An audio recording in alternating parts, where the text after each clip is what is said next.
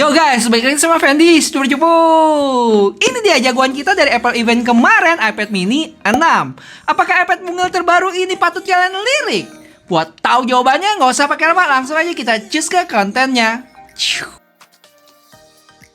iPad kecil seri ke-6 ini punya 4 warna ya, yaitu Space Gray, Pink, Purple, sama Starlight. Untuk storage-nya itu dia ada 2, yaitu 64GB sama 256. Dari sisi konektivitas pun kita bisa pilih mau iPad yang Wi-Fi atau Wi-Fi plus seluler. Yang artinya kalian bisa masukin SIM card guys, dan ini udah support 5G. Untuk harganya kalian bisa lihat di layar ya. Buat yang Wi-Fi dan Wi-Fi seluler, kisaran harganya dari 7,9 juta sampai 12,7 juta. Tapi ingat, ini harga konversi langsung dari Apple Store Singapura. Belum termasuk pajak dan ongkos kirim kalau kalian mau datengin ke Indonesia. Sebenarnya gue udah sempat unboxing iPad mini ini. Buat kalian penasaran sama live unboxingnya dari tablet ini, kalian bisa mampir ke IG-nya Make Mac. Di sana gue live bareng sama Mas Bagus, miminnya Make Mac. Intinya di dalam box iPad yang cukup mungil ini ada iPad-nya itu sendiri, kotak yang isinya buku-buku yang jarang dibaca, 2 Apple sticker, dan wah, apa ini? Charger? Wah, nggak konsisten ya. Tapi gue suka. Terakhir ada kabel chargeran dari Type-C ke Type-C. Oh ya, chargerannya itu yang 20 watt. Awalnya agak aneh sih gue pegang gadget ini guys, karena pertama kalinya gue pegang iPad mini. Dibilang HP bukan, dibilang tablet juga kekecilan. Jadi kayak di tengah-tengah gitu. Terus karena ukurannya yang gak terlalu gede, tablet ini masih bisa digenggam satu tangan ya. Cuman buat tangan gue yang agak kecil ini agak pas-pasan. Buat tangan cewek yang lebih kecil lagi, kayaknya bakal susah deh dipegang satu tangan. Waktu ngetik di iPad mini ini juga gue pakai gaya kayak ngetik di HP. Jadi bukan yang 10 jari kayak di keyboard atau tablet gede. Untuk feel dipegang juga gak terlalu berat untuk ukuran tablet. Sekitar 293 gram. Dan tipis juga loh, yaitu 6,3 mili. Dan yang kerennya apa? Buat gua bisa masuk ke tas kecil ini guys. Simple banget kan? Buat gua bisa masuk ke tas kecil ini guys.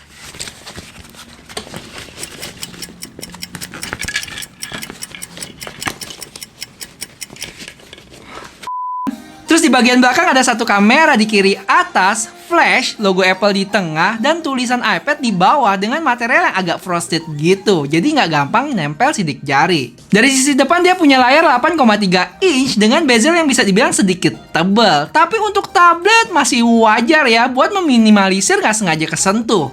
Oh iya, ada kamera selfie-nya juga di sini. Lanjut di sisi kanan dia ada magnetic connector buat Apple Pencil. Di sebelah kiri kosong, di bawah ada speaker dan port Type-C. Di atas ada volume button, terus speaker lagi, dan tombol power yang merangkap sebagai Touch ID. Ada yang kurang? Iya, bener, nggak ada headphone jack guys. Lanjut kita ke spesifikasinya. Mulai dari layarnya yang punya ukuran 8,3 inch liquid retina display dengan teknologi IPS. Untuk refresh rate-nya sayangnya masih 60 Hz ya, dengan tingkat kecerahan 500 nits. Dari sisi performance dia pakai chipset terbaru Apple saat ini, yaitu A15 Bionic chip. Gimana dengan benchmarknya? Di sini gue kasih lihat kalian skor Antutu, Geekbench, sama 3D Max. Terus baterainya itu diklaim bisa tahan 10 jam loh dipakai browsing atau nonton video dengan Wi-Fi. Tapi buat aktualnya, tunggu gue pakai beberapa hari lagi kali ya, nanti gue share di video reviewnya. Untuk kameranya dia ada 12 megapiksel di belakang dan 12 megapiksel di depan. Yang mana bukan sembarang kamera selfie nih, tapi ultra wide selfie dengan jarak pandang 122 derajat. Yang mana sekarang dia punya fitur center stage sama kayak di iPad Pro terbaru. Jadi buat yang nggak tahu, center stage itu adalah fitur yang tergolong baru dari Apple, di mana dia bisa mendeteksi dan mengikuti pergerakan orang yang ada di dalamnya.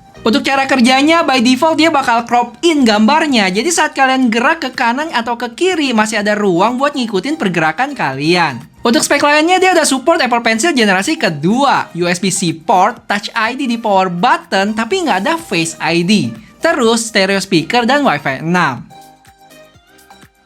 Untuk unlock fingerprintnya standar aja sih kalau gue coba.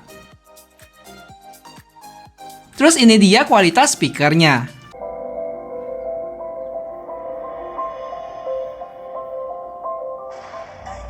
I gave you 10 years to live your life.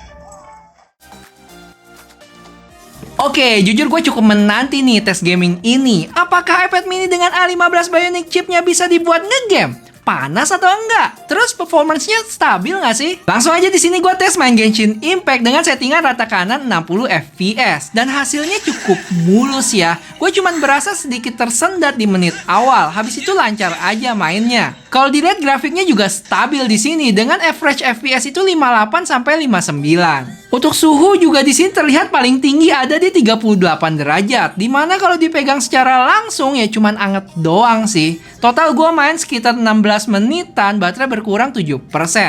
Wah, jos banget ya iPad mini ini dibuat ngegame. Terakhir gue iseng nih sempet liatin settingannya PUBG cuman dapat HDR Ultra. Ekstrimnya itu cuman dapat di balance dan smooth. Cuman gue yakin sih ini bukan gara-gara iPad-nya yang nggak sanggup, tapi tunggu dapat updatean aja.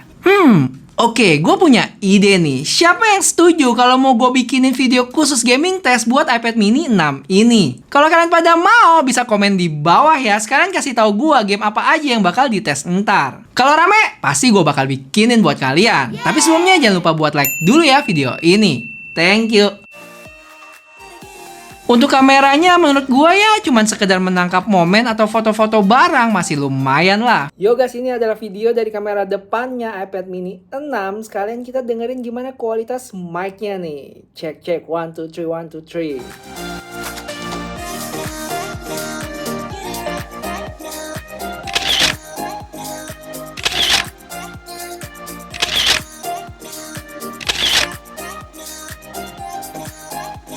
Overall untuk orang awam kayak gua, ini tablet sih favorit ya. Kalian bisa dapat pengalaman pakai iPad OS yang sama kayak di iPad Air atau iPad Pro juga. Apalagi dengan iPad OS 15 ini. Cuma kelemahannya nggak bisa dipungkiri walaupun bisa multitasking, tapi berasa kurang greget ya. Karena layarnya nggak terlalu gede, jadi cukup terbatas. Nggak bisa tampilin seluas kayak pakai tablet di layar gede. Pengalaman pakai Apple Pencil di iPad mini ini gue berasa nggak seresponsif di iPad Pro ya. Cuman again, untuk orang awam kayak gua sebenarnya nggak masalah. Tapi kalau buat kalian yang kebutuhannya bener-bener pakai Apple Pencil terus, bisa pertimbangin buat ambil iPad Pro aja. Sisanya biar gua mainin tablet ini dulu beberapa lama, nanti gua bakal update lagi ke kalian. Gue punya pertanyaan nih ke kalian. Setelah kalian tahu informasi tentang iPad mini 6 ini, sesuai nggak sih sama ekspektasi kalian? Dan biasanya kalian pakai iPad mini ini buat apa sih? Ngegame? Atau nonton? Atau kerja? Atau apa? Kabarin yuk dengan komen di bawah. Yaudah guys, gitu dulu videonya. Kalau kalian suka, boleh bantuin gue buat like dan share video ini ya. Sampai ketemu di video selanjutnya. Bye-bye!